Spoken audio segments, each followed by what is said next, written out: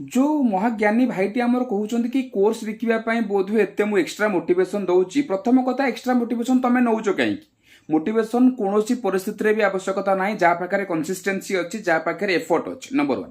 2 number course बिकिक जब पैसा रोजगार करार था कोर्स प्राइस किसी अलग होता भाई बुझल ना वीडियो शुणिदेव आहरी बढ़िया जिनस 3 नंबर एबे भी पिला 10 मास है कोर्स को अनलिमिटेड समय व्यवहार करुँच तार कौन वैलिडिटी ना एबे भी जो पिला माने किनिचंती समान वैलिडिटी फिक्स करा जाए नाही।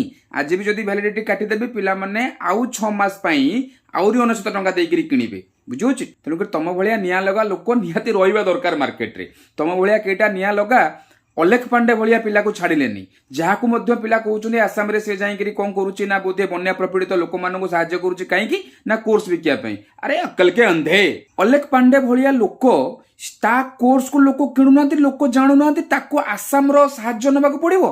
आसाम रे से लोक मानन को सहाय्य करी करी वीडियो करूछि बोली करी ताको कहउछो कोन ना कोर्स बिकिया पई। लाज शरम टिके अछि ना नाई भाई हैं कोर्स बिकवार होते बहुत लोक पाखे बहुत अलग बाट अच्छी। आटलिस्ट अलेख पांडे को ये जिनस आवश्यकता ना तो अलेख पांडे को तुम मान छाड़ू ना मत कौन छाड़ मोस्ट वेलकम कही ना मेसेज रे क्यारियर रे ध्यान दियो नहले 2050 पर्यंत एमती रोस्टिंग करथबा आमे किंतु अलग जगह थबू।